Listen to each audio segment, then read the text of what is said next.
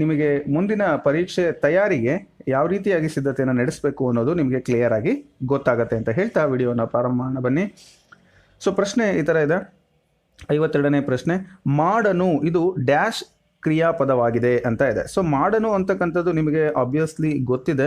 ಎಂತಹ ಕ್ರಿಯಾಪದ ಆಗುತ್ತೆ ಇದು ಅಂತ ಹೇಳಿದ್ರೆ, ಇದು ನಿಷೇಧಾರ್ಥಕ ಕ್ರಿಯಾಪದ. ಅಂದರೆ ಮಾಡೋದಿಲ್ಲ ಅಂತಕ್ಕಂಥ ಒಂದು ಅರ್ಥ ಬರೋದ್ರಿಂದ ನಿಷೇಧಾರ್ಥಕ ಕ್ರಿಯಾಪದ ಆಗುತ್ತೆ. ಇನ್ನು ಜೋಗಿ ಪದದ ತತ್ಸಮ ರೂಪ ಅಂತ ಕೇಳಿದರೆ, ಸೊ ಜೋಗಿಗೆ ನಾವು ಯೋಗಿ ಅಂತ ಹೇಳ್ಬೋದು.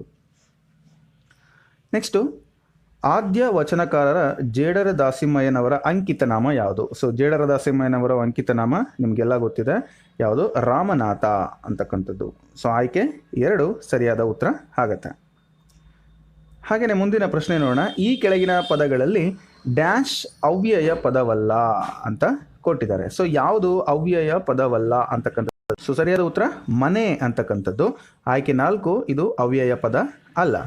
ಇನ್ನು ಕನ್ನಡ ಸಾಹಿತ್ಯ ಚರಿತ್ರೆಯಲ್ಲಿ ತುಂಬ ಪ್ರಾಚೀನವಾದಂಥ ಕೃತಿ ಯಾವುದು? ಸೊ ಈ ಒಂದು ಪ್ರಾಚೀನವಾದಂಥ ಕೃತಿ ಬಗ್ಗೆ ಮೊದಲನೇ ಬಾರಿಗೆ ಕೀ ಆನ್ಸರನ್ನು ಕೊಟ್ಟಾಗ ಅವರು ನಮಗೆ ಒಡ್ಡಾರಾಧನೆ ಅಂತ ಕೊಟ್ಟಿದ್ರು. ಬಟ್ ರಿವೈಸ್ಡ್ ಕೀ ಆನ್ಸರಲ್ಲಿ ನಮಗೆ ಕೊಟ್ಟಿರ್ತಕ್ಕಂಥದ್ದು ಯಾವುದಪ್ಪ ಅಂದರೆ ಒಡ್ಡಾರಾಧನೆ ಅಲ್ಲ, ಕವಿರಾಜ ಮಾರ್ಗ ಅಂತ ಕೊಟ್ಟಿದ್ದಾರೆ.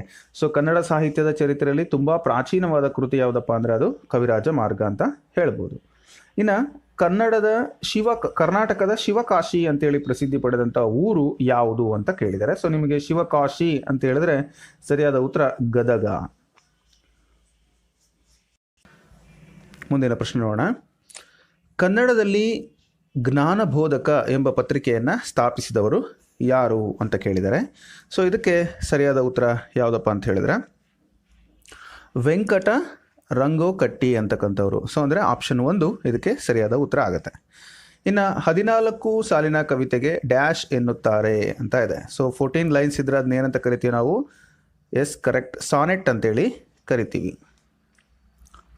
ಇನ್ನು ಮೂಲ ಧಾತುವಿಗೆ ಪ್ರತ್ಯಯ ಸೇರಿದಾಗ ಡ್ಯಾಶ್ ಎಂದು ಕರೆಯುತ್ತೇವೆ ಅಂತ ಕೇಳಿದ್ದಾರೆ. ಸೊ ಮೂಲ ಧಾತುವಿಗೆ ಪ್ರತ್ಯಯ ಸೇರಿದಾಗ ಏನಾಗುತ್ತಪ್ಪ ಅಂತಂದರೆ ಸಾಧಿತ ಧಾತು ಆಗುತ್ತೆ. ಸೊ ಆಯ್ಕೆ ಎಷ್ಟು ಅಂತ ಹೇಳಿದ್ರೆ 1. ಬಟ್ ಅವರು ರಿವೈಸ್ಡ್ ಕೀ ಆನ್ಸರಲ್ಲಿ ಏನು ಮಾಡಿದ್ದಾರೆ ಅಂದರೆ ಕ್ರಿಯಾಪದ ಅಂತ ಕೂಡ ಕೊಟ್ಟಿದ್ದಾರೆ. ಅಂದರೆ 1 ಮತ್ತು 3 2 ಕೂಡ ಸರಿಯಾದ ಉತ್ತರ ಆಗುತ್ತೆ. ಮುಂದಿನ ಪ್ರಶ್ನೆ.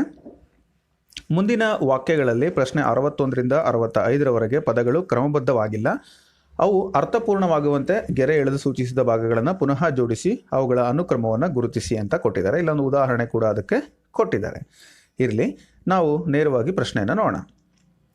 ಇಂಧನವನ್ನು ಉಳಿಸಿರಿ ಮತ್ತು ಸ್ವಾವಲಂಬನೆಗೆ ಭಾರತದ ಇಂಧನ ಅತ್ಯಮೂಲ್ಯವಾದುದು ಅಂತ ಆಪ್ಷನ್ಸ್ ಇದೆ. ಇದು ಪ್ರಶ್ನೆ ಸಂಖ್ಯೆ 61, ನೀವು ಗಮನಿಸ್ಬೋದು. ಸೊ ಇಂಥ ಒಂದು ಪ್ರಶ್ನೆಗಳಿಗೆ ನಾವೇನು ಮಾಡಬೇಕಾಗತ್ತೆ? ಸರಿಯಾದ ಉತ್ತರವನ್ನು ಹುಡುಕಬೇಕಾಗತ್ತೆ. ಯಾವ ರೀತಿಯಾಗಿ ಸರಿಯಾದ ಉತ್ತರ ಬರುತ್ತೆ ನೋಡಿ. ಇದಕ್ಕೆ RQPS ಉತ್ತರ ಬರುತ್ತೆ. ಸೊ RQPS ಅಂದರೆ ಆಯ್ಕೆ 1. ನೀವು ಅದನ್ನು ಓದ್ತಾ ಹೋಗ್ಬೋದು, ನಿಮಗೆ ಕನ್ಫ್ಯೂಷನ್ ಆಗೋದಿಲ್ಲ. ಆರ್ ಅಂದರೆ ಭಾರತದ ಮೊದಲಿಗೆ, ಸ್ವಾವಲಂಬನೆಗೆ, ಓಕೆ. ನೆಕ್ಸ್ಟ್ ಇಂಧನವನ್ನು ಉಳಿಸಿರಿ, ಇಂಧನವು ಅತ್ಯಮೂಲ್ಯವಾದುದು ಅಂತಕ್ಕಂಥ ಒಂದು ಉತ್ತರ ಬರುತ್ತೆ. ನೀವು ಅದನ್ನು ಓದಿದಾಗ ಸರಿಯಾದ ಒಂದು ಜೋಡಣೆ ಆಗುತ್ತೆ. ಇನ್ನು ಮುಂದಿನ ಪ್ರಶ್ನೆ 62. ವಿಮರ್ಶೆ ಎಂದರೆ ಬೆಲೆ ಕಟ್ಟುವ ಕೆಲಸ, ಒಂದು ಕೃತಿಯನ್ನು ವಿಶ್ಲೇಷಿಸುವ, ವಿವರಿಸುವ, ವ್ಯಾಖ್ಯಾನಿಸುವ ಅಂತ ಇದೆ. ಸೊ ಇಂತಹ ಒಂದು ಪ್ರಶ್ನೆಗೆ ನೀವು ಇದಕ್ಕೆ ಕೂಡ ನೀವು ಅದೇ ಥರನೇ ಉತ್ತರವನ್ನು ಗೆಸ್ ಮಾಡ್ಬೋದು. PRSQ ಆಗುತ್ತೆ. ಸೊ ಯಾವುದು ಅಂದರೆ PRSQ. ಆಯ್ಕೆ 2 ಸರಿಯಾದ ಉತ್ತರ. ಸೊ ನೋಡೋಣ ಹೇಗಿದೆ ಅಂತೇಳ್ಬಿಟ್ಟು. ವಿಮರ್ಶೆ ಎಂದರೆ ಒಂದು ಕೃತಿಯನ್ನು ವಿಶ್ಲೇಷಿಸುವ, ವಿವರಿಸುವ, ವ್ಯಾಖ್ಯಾನಿಸುವ, ಬೆಲೆ ಕಟ್ಟುವ ಕೆಲಸ ಅಂತ ಆಗುತ್ತೆ. ಸೊ ಗೊತ್ತಾಗಿದೆ ಅಂತ ಭಾವಿಸ್ತೀನಿ. ಮುಂದಿನ ಪ್ರಶ್ನೆಗೆ ಹೋಗೋಣ. ಮುಂದಿನ ಪ್ರಶ್ನೆ, ಗುಲಾಬಿ ಸುಂದರವಾದ ಬಹುಪುಷ್ಪ ಅಂತ ಇದೆ. ಸೊ ಗುಲಾಬಿ ಸುಂದರವಾದ ಬಹುಪುಷ್ಪ, ಇದು ಈಸಿಯಾಗಿ ನೀವು ಹೇಳ್ಬೋದು. ಅಂದರೆ ಇದಕ್ಕೆ ಉತ್ತರ ಯಾವುದು ಅಂತ ನೋಡೋದಾದರೆ RQSP ಆಗತ್ತೆ. RQSP. ಆರ್ ಅಂದರೆ ಬಹು, ಕ್ಯೂ ಅಂದರೆ ಕ್ಯೂ ಅಂತ ಹೇಳಿದ್ರೆ ಸುಂದರವಾದ, ಬಹು ಸುಂದರವಾದ ಪುಷ್ಪ ಗುಲಾಬಿ ಅಂತ ಆಗುತ್ತೆ. ಇನ್ನು ಬಾರದವಳು ಕುಣಿಯಲಿಕ್ಕೆ ಡೊಂಕೆಂದಳು ನೆಲ ಅಂತ ಇದೆ. ಸೊ ಇದು ಕುಣಿಲಿಕ್ಕೆ ಬಾರದವಳು ನೆಲ ಡೊಂಕೊಂದ್ಲು ಅಂತ ಹೇಳಿ ಇದು ನಿಮಗೆ ಈಸಿಯಾಗಿ ಗೊತ್ತಾಗುತ್ತೆ. ಇದಕ್ಕೆ ಉತ್ತರ QPSR ಅಂತ ಹೇಳ್ಬಿಟ್ಟು. ಸೊ ಆಯ್ಕೆ 2 ಸರಿಯಾದ ಉತ್ತರ. ಇನ್ನು ಪಂಪ ಕನ್ನಡದ ಪೊನ್ನ ಮತ್ತು ರನ್ನರು ರತ್ನಾತ್ರೇಯರು ಅಂತ ಇದೆ. ಸೊ ಇದಕ್ಕೆ ಸರಿಯಾದ ಉತ್ತರ ಯಾವುದು ಅಂತ ನಾವು ನೋಡೋದಾದರೆ PRQS ಅಂತಕ್ಕಂಥದ್ದು. ಸೊ PRQS ಅಂತಕ್ಕಂಥದ್ದು ಆಯ್ಕೆ 3ರಲ್ಲಿದೆ. ಸೊ ಇದು ಸರಿಯಾದ ಉತ್ತರ ಆಗುತ್ತೆ. ನೀವು ಅದನ್ನು ಓದ್ಬೋದು. P ಅಂದರೆ ಪಂಪ, ಸೊ ಪಂಪ, ಪೊನ್ನ ಮತ್ತು ರನ್ನರು ಕನ್ನಡದ ರತ್ನಾತ್ರೇಯರು ಅಂತ ಆಗುತ್ತೆ. ಓಕೆ, ಮುಂದಿನ ಪ್ರಶ್ನೆ ನೋಡೋಣ. ಈ ಕೆಳಗೆ ಪ್ರಶ್ನೆ ಸಂಖ್ಯೆ 66ರಿಂದ 70ರವರೆಗೆ 4 ವಾಕ್ಯಗಳನ್ನು ಕೊಡಲಾಗಿದೆ. ಈ ವಾಕ್ಯಗಳು ಸ್ಥಾನಪಲ್ಲಟಗೊಂಡಿವೆ. ಅವುಗಳನ್ನು ಅರ್ಥಪೂರ್ಣವಾಗಿ ಜೋಡಿಸುವ ಉತ್ತರವನ್ನು ಗುರುತಿಸಬೇಕು ಅಂತ ಕೊಟ್ಟಿದ್ದಾರೆ. ಸೊ ಅಂದರೆ ಆರ್ಡರ್ ಪ್ರಕಾರ ಇಲ್ಲ. ಸೊ ಅವನ್ನ ನೀವು ಕ್ರಮಬದ್ಧವಾಗಿ ಜೋಡಿಸಿ ಅಂತ ನಾವು ನೇರವಾಗಿ ಒಂದು ಉದಾಹರಣೆ ಕೂಡ ಕೊಟ್ಟಿದ್ದರು. ಪ್ರಶ್ನೆಗಳು ಹೋಗ್ಬಿಡೋಣ. ಪ್ರಶ್ನೆ ಸಂಖ್ಯೆ 66 ಇದೆ. ಸೊ ಈ ಒಂದು ಪ್ರಶ್ನೆನ ನಾವು ನೋಡೋಣ. ಏನಂತ ಇದೆ, ಪಾರ್ಥೇನಿಯಂ ಅಂತಕ್ಕಂಥದ್ದು ಅಂದರೆ ನೀವು ಗಿಡ ಗೊತ್ತಿರ್ಬೋದು. ಈ ಪಾರ್ಥೇನಿಯಂ ಹುಲ್ಲಿನಂತೆ ಮೌಢ್ಯವೂ ಸಹ ಯಾರ ನಿಯಂತ್ರಣಕ್ಕೂ ಸಿಗದೆ ನಿರಂತರವಾಗಿ ಬೆಳೆಯುತ್ತಿದೆ. ಹಾಗೆಯೇ ಕ್ಯೂ ಆಯ್ಕೆ, ಇಂದಿನ ಶಿಕ್ಷಣ ಪದ್ಧತಿಯು ಅವಿದ್ಯಾವಂತ ಮೂಢಭಕ್ತಿಯ ವ್ಯಕ್ತಿಯನ್ನು ವಿದ್ಯಾವಂತ ಮೂಢಭಕ್ತಿಯ ವ್ಯಕ್ತಿಯನ್ನಾಗಿ ಪರಿವರ್ತಿಸುತ್ತದೆ. ಇನ್ನು ಅವಿದ್ಯಾವಂತ ಮೂಢಭಕ್ತಿಯ ವ್ಯಕ್ತಿಗಿಂತ ಮೂಢಭಕ್ತಿಯುಳ್ಳ ವಿದ್ಯಾವಂತ ವ್ಯಕ್ತಿಯು ಸಮಾಜಕ್ಕೆ ಹೆಚ್ಚು ಅಪಾಯಕಾರಿ ಎಂದರೆ ತಪ್ಪಾಗಲಾರದು. ನೋಡಿ, ನೆಕ್ಸ್ಟು, ಮೌಢ್ಯವೂ ಸಹ ಯಾವ ನಿಯಂತ್ರಣಕ್ಕೂ ಸಿಗದೆ ನಿರಂತರವಾಗಿ ಬೆಳೆಯುತ್ತಿದೆ. ಸೊ ಈ ರೀತಿಯಾಗಿ ಕೊಟ್ಟಿದ್ದಾರೆ. ಇದನ್ನು ನಾವು ರೀಅರೇಂಜನ್ನು ಮಾಡಬೇಕಾಗತ್ತೆ. ಸೊ ಯಾವ ರೀತಿಯಾಗಿ ರೀಅರೇಂಜನ್ನು ಮಾಡಬೇಕು ಅಂತಕ್ಕಂಥದ್ದನ್ನು ನಾವು ನೋಡೋದಾದರೆ ಇಲ್ಲಿ ಆಯ್ಕೆಗಳು 2 ಸರಿಯಾದ ಉತ್ತರವನ್ನು ಕೊಟ್ಟಿದ್ದಾರೆ. ಯಾವ್ಯಾವುದಪ್ಪ ಅಂತ ಹೇಳಿದ್ರೆ QPRS. ಸೊ QPRS ಮೊದಲು ಕೊಟ್ಟಿದ್ದರು, ಬಟ್ ರಿವೈಸ್ಡಲ್ಲಿ ಇನ್ನೊಂದು ಆಯ್ಕೆ ಕೊಟ್ಟಿದ್ದಾರೆ. ಯಾವುದಪ್ಪ ಅಂದರೆ QRPS ಕೂಡ ಕೊಟ್ಟಿದ್ದಾರೆ. ಅಂದರೆ ಆಯ್ಕೆ 2, ಇವೆರಡರಲ್ಲಿ 2 ಕೂಡ ಸರಿಯಾದ ಉತ್ತರ ಅಂತೇಳಿ ಪರಿಗಣಿಸಬೇಕು ಅಂತ. ಸೊ ನೀವು ಅದನ್ನು ಹಿಂದೆ ಮುಂದೆ ಮಾಡಿ, ಅಂದರೆ Q first, P second, S third, R ಕೊನೆಗೆ ಅಂತ ನಾವು ಓದಿದ್ರು ಕೂಡ ಹಾಗೆ ಆಯ್ಕೆ 2ರ ಒಂದು ಆರ್ಡರಲ್ಲಿ ಕೂಡ ಸರಿಯಾದ ಉತ್ತರ ಅಂಥೇಳಿ ರಿವೈಸ್ಡ್ ಕೀ ಆನ್ಸರ್ಸಲ್ಲಿ ಕೊಟ್ಟಿದ್ದಾರೆ. ಅದನ್ನು ನೀವು ನೋಡಿ. ಇನ್ನು ನೆಕ್ಸ್ಟ್ ಮುಂದಿನ ಪ್ರಶ್ನೆ 67ನೇ ಪ್ರಶ್ನೆ ಇದೆ. ಸೊ ಮುಂದಿನ ಪ್ರಶ್ನೆ ಈ ಥರ ಇದೆ, ಆಗಲೇ ಹಳ್ಳಿಯ ಹೆಂಗಸರು ಎದ್ದು ಬೀಸುವುದಕ್ಕೆ ಮೊದಲು ಮಾಡುವರು. ಬೀಸುವ ವೇಳೆ ಎಂದರೆ ಸಾಮಾನ್ಯವಾಗಿ ರಾತ್ರಿಯ ಕೊನೆಯ ಜಾವದ ಸಮಯ. ಎಲ್ಲ ಪ್ರಾಣಿಗಳಿಗೂ ಸಕ್ಕರೆಯ ನಿದ್ರೆ ಕಾಲವದು. ಆಗ ಎಲ್ಲೆಲ್ಲಿಯೂ ಶಾಂತತೆಯ ಸಾಮ್ರಾಜ್ಯವು ನೆಲೆಗೊಂಡಿರುವುದು. ಈ ರೀತಿ ಆಯ್ಕೆಗಳನ್ನು ನಾವು ನೋಡ್ಬೋದು. ಇದಕ್ಕೆ ಸರಿಯಾದ ಉತ್ತರ ಏನಪ್ಪ ಅಂತಂದರೆ ಕ್ರಮಬದ್ಧವಾಗಿ ನಾನು ನಿಮಗೆ ತಿಳಿಸ್ತಾ ಹೋಗ್ತೀನಿ. QSRP ಆಗತ್ತೆ. ಸೊ QSRP ಅನ್ನೋದು ಆಯ್ಕೆ 4ರಲ್ಲಿದೆ. ಅದನ್ನು ನೀವು ಓದ್ಕೊಂಡಾಗ ಕರೆಕ್ಟ್ ಉತ್ತರ ಆಗುತ್ತೆ. ಸೊ Q ಅನ್ನೋದು ಬೀಸುವ ವೇಳೆ ಎಂದರೆ ಸಾಮಾನ್ಯವಾಗಿ ರಾತ್ರಿಯ ಕೊನೆಯ ಜಾವದ ಸಮಯ. S ಅಂದರೆ ಆಗ ಎಲ್ಲೆಲ್ಲಿಯೂ ಶಾಂತತೆಯ ಸಾಮ್ರಾಜ್ಯವು ನೆಲೆಗೊಂಡಿರುವುದು. ನೆಕ್ಸ್ಟ್ R ಅಂತ ಹೇಳಿದ್ರೆ ಎಲ್ಲ ಪ್ರಾಣಿಗಳಿಗೂ ಸಕ್ಕರೆಯ ನಿದ್ದೆ ಕಾಲವದು. ಆಗಲೇ ಹಳ್ಳಿಯ ಹೆಂಗಸರು ಎದ್ದು ಬೀಸುವುದಕ್ಕೆ ಮೊದಲು ಮಾಡುವರು ಅಂತ ಇದೆ. ಸೊ ಇದನ್ನು ನಾವು ಅರೇಂಜ್ ಮಾಡಿದಾಗ ಬರುವಂಥದ್ದು. ಸೊ ಸರಿಯಾದ ಉತ್ತರ QSRP ಆಗತ್ತೆ. ಇನ್ನು ಮುಂದಿನ ಪ್ರಶ್ನೆ ನೋಡಿ, ಕನ್ನಡವು ಕರ್ನಾಟಕದ ಆಡಳಿತ ಭಾಷೆ ಎಂದು ಸರ್ಕಾರ ಘೋಷಿಸಿದ್ದರೂ ಅದು ಕಾರ್ಯರೂಪಕ್ಕೆ ಬರದೆ ಸುತ್ತೋಲೆಯಾಗಿಯೇ ಉಳಿದಿದೆ. ಈ ಬಗ್ಗೆ ಸರ್ಕಾರ ತುರ್ತು ಆದೇಶ ಹೊರಡಿಸಿ ಅದು ಕಾರ್ಯರೂಪಕ್ಕೆ ಬರುವಂತೆ ಜಾಗೃತ ದಳವನ್ನು ರಚಿಸಬೇಕು. ನ್ಯಾಯಾಂಗ, ರಂಗ ಹಾಗೂ ಶಿಕ್ಷಣ ಕ್ಷೇತ್ರಗಳಲ್ಲಿ ಕನ್ನಡ ಭಾಷೆಗೆ ಮೊದಲ ಮನ್ನಣೆ ದೊರೆಯಬೇಕು. ಕನ್ನಡ ಬಳಸದ ಅಧಿಕಾರಿಗಳ ವಿರುದ್ಧ ತುರ್ತಾಗಿ ಕ್ರಮ ಜರುಗಿಸಬೇಕು ಅಂತ ಇದೆ.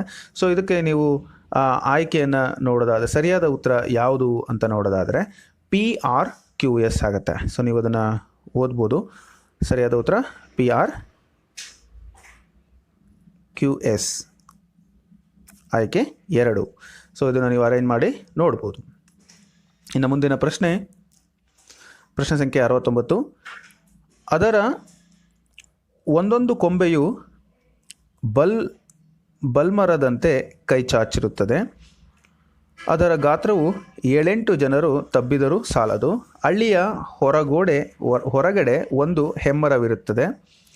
ಎತ್ತರವು ಕೊರಳು ಸೋತು ಕಣ್ಣು ದಣಿಯುವಷ್ಟು ಅಂತ ಇದೆ. ಸೊ ಈ ಥರ ಒಂದು ಸೆಂಟೆನ್ಸ್ಗಳನ್ನು ಕೊಟ್ಟಿದ್ದಾರೆ. ಇದನ್ನು ನಾವು ಅರೇಂಜ್ ಮಾಡಿದರೆ ಯಾವ ರೀತಿಯಾಗಿ ಬರುತ್ತೆ ಅಂತಕ್ಕಂಥದ್ದು. ಸರಿಯಾದ ಉತ್ತರ ಆರ್ಡರನ್ನು ನಾನು ನಿಮಗೆ ಹೇಳ್ತೀನಿ. ಸೊ ಅದನ್ನು ಹೊಂದಿಸಿ ನೀವು ಅದನ್ನು ಓದ್ಕೊಂಡು ಹೋದರೆ ನಿಮ್ಗೆ ಗೊತ್ತಾಗುತ್ತೆ. RQSP ಆಗುತ್ತೆ.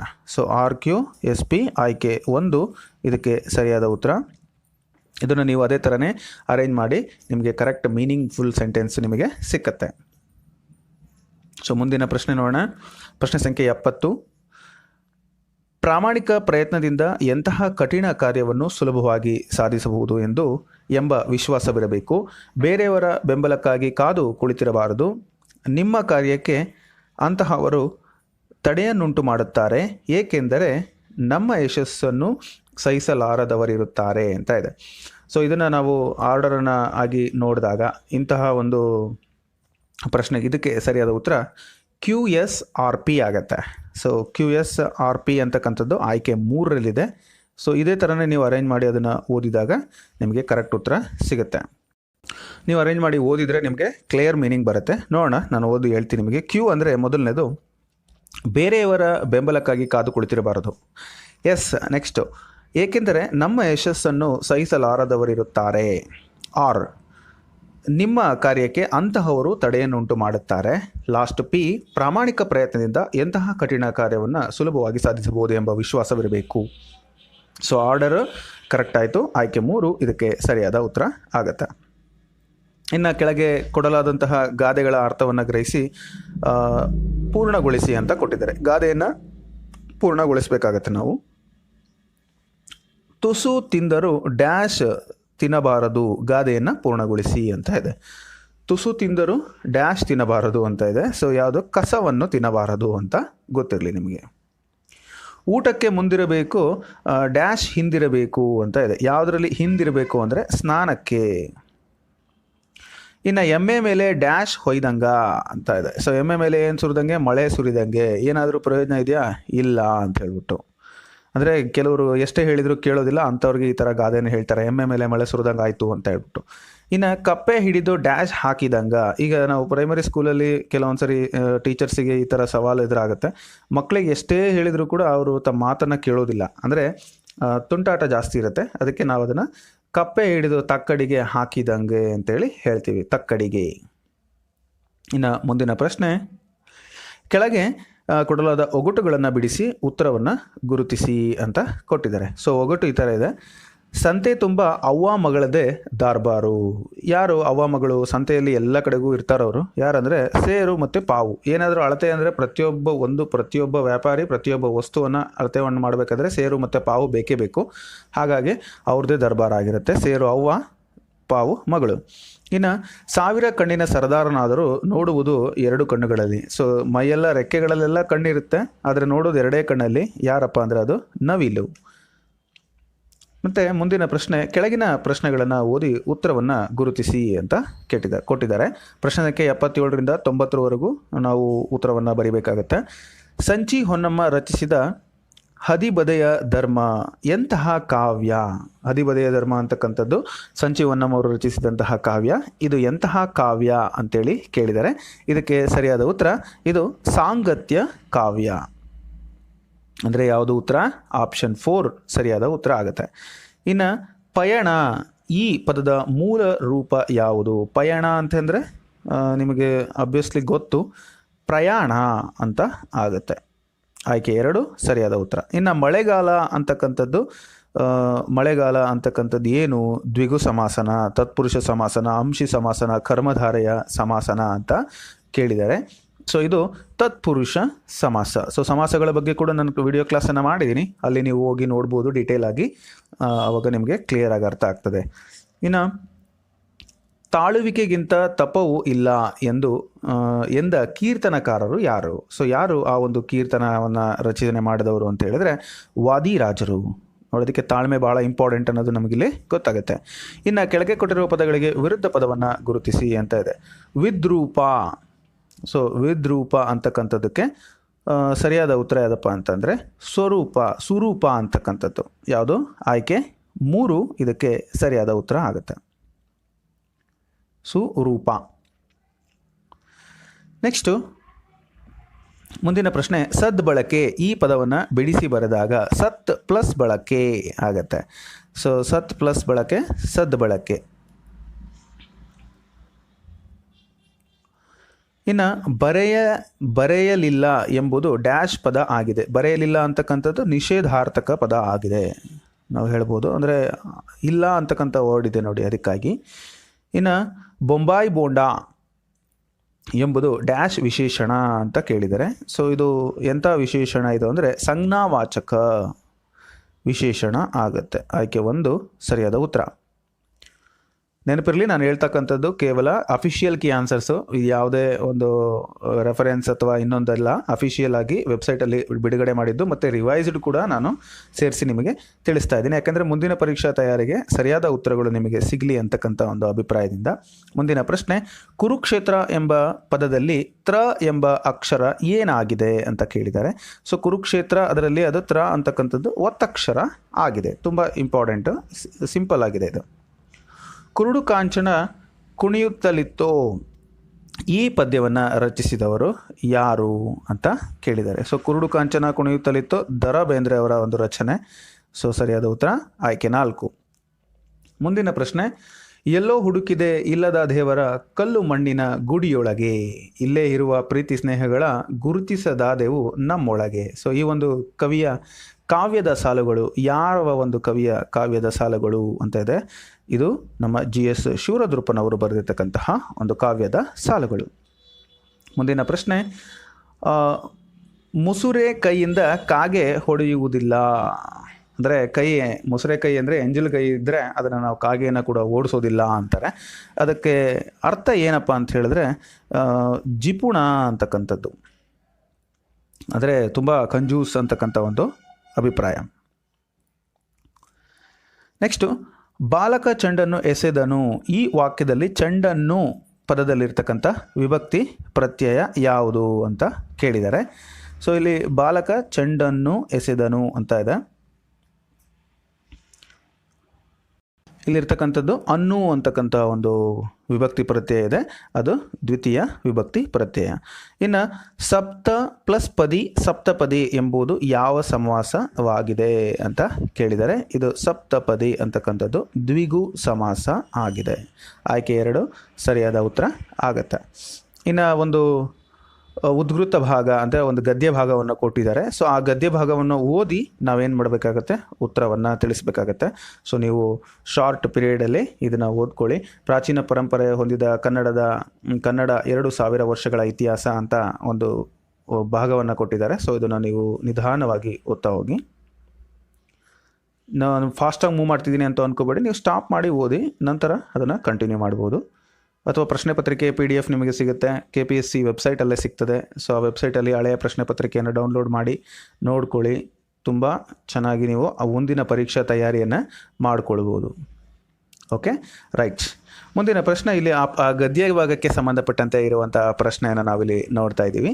ಪ್ರಶ್ನೆ ಏನಪ್ಪ ಅಂತಂದರೆ, ಸಾಮಾನ್ಯವಾಗಿ ಕನ್ನಡವನ್ನು ಬಳಸುವ ಜವಾಬ್ದಾರಿ ಯಾರ ಮೇಲಿದೆ ಎಂದು ಹೀಗೂ ಹೇಳಬಹುದು ಅಂತ ಇದೆ. ಸೊ ಇದಕ್ಕೆ ಸರಿಯಾದ ಉತ್ತರ ಅಕಾರ್ಡಿಂಗ್ ಟು ಅದೊಂದು ಗದ್ಯ ಭಾಗ ಯುವ ಜನಾಂಗದ ಮೇಲಿದೆ ಅಂತಕ್ಕಂಥದ್ದು. ಸೊ ನಿಮ್ಗೆ ಓದಿದರೆ ಈಸಿಯಾಗಿ ಅರ್ಥ ಆಗುತ್ತೆ. ನೆಕ್ಸ್ಟು, ದಾರ್ಶನಿಕ ಎಂದರೇನು, ಆತ ತನ್ನ ಕೃತಿಯಲ್ಲಿ ಏನು ಬೆಳೆದರೆ ಭಾಷೆ ಬೆಳೆಯುವುದು ಹಾಗೂ ಉದ್ಧೃತ ಭಾಗದಂತೆ ಶಿಥಿಲ ಎಂದರೇನು ಅನ್ನೋ ಒಂದು ಪ್ರಶ್ನೆಯನ್ನು ಕೇಳಿದ್ದಾರೆ. ಸೊ ಇದಕ್ಕೆ ಸರಿಯಾದ ಉತ್ತರ ಏನಪ್ಪ ಅಂತಂದರೆ, ಸೊ ಆಯ್ಕೆ 3 ಇದನ್ನು ನೀವು ಸರಿಯಾದ ಉತ್ತರ ಅಂತ ಪರಿಗಣಿಸಬೇಕಾಗತ್ತೆ. ಒಂದು ಸಾಹಿತ್ಯದ ಪ್ರಕಾರ ಕವಿ ಹಾಗೂ ಚಿಂತಕ ಸಂಸ್ಕೃತಿ ಬೆಳೆದರೆ ಭಾಷೆ ಬೆಳೆಯುವುದಿಲ್ಲ, ಭಾಷೆ ಸ್ವಲ್ಪ ಹಾಳಾಗುವುದು ಅಂತಕ್ಕಂಥದ್ದು, ಹಾಳಾಗುವುದನ್ನು ಅಂತ ಹೇಳಿದೆ. ಸೊ ಅದು ಆಯ್ಕೆ ಸರಿಯಾದದ್ದು, ಆಯ್ಕೆ 3 ಅಂತಕ್ಕಂಥದ್ದನ್ನು ನೀವಿಲ್ಲಿ ಗಮನಿಸಿ. ಇನ್ನು ಮುಂದಿನ ಪ್ರಶ್ನೆ, ಉದ್ಧೃತ ಭಾಗದ ಮೇರೆಗೆ ಕೆಳಗಿನ ಯಾವ ಹೇಳಿಕೆಗಳು ಸರಿಯಾಗಿವೆ ಅಂತ ಕೊಟ್ಟಿದ್ದಾರೆ. ಸೊ ಹೇಳಿಕೆಗಳನ್ನು ನಾವಿಲ್ಲಿ ನೋಡ್ಬೋದು, ಅದಕ್ಕೆ ಸಂಬಂಧಪಟ್ಟಂತೆ ಆಯ್ಕೆಗಳು ಕೂಡ ಇದ್ದಾವೆ. ಇಲ್ಲಿ ಕೊಟ್ಟಿರ್ತಕ್ಕಂತಹ ಎಲ್ಲ ಆಯ್ಕೆಗಳು ಸರಿಯಾಗಿದ್ದಾವೆ. ಹಾಗಾಗಿ ನಾವು ಏನು ಹೇಳಬೇಕು, ಆಯ್ಕೆ A, B ಮತ್ತು C ಇವೆಲ್ಲವೂ ಕೂಡ ಸರಿ ಅಂತ ಹೇಳೋದಾದರೆ ಆಯ್ಕೆ 4 ಅಂತೇಳಿ ಹೇಳ್ಬೋದು.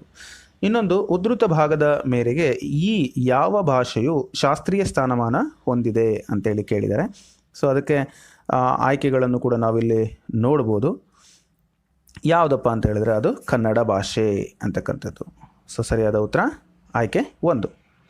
ಸೊ ಇನ್ನು ಮುಂದಿನ ಪ್ರಶ್ನೆ, ಖಾಲಿ ಇರುವಂಥ ಜಾಗಕ್ಕೆ ಸರಿಯಾದ ಉತ್ತರವನ್ನು ಸೂಚಿಸಿರಿ ಅಂತ ಕೊಟ್ಟಿದ್ದಾರೆ.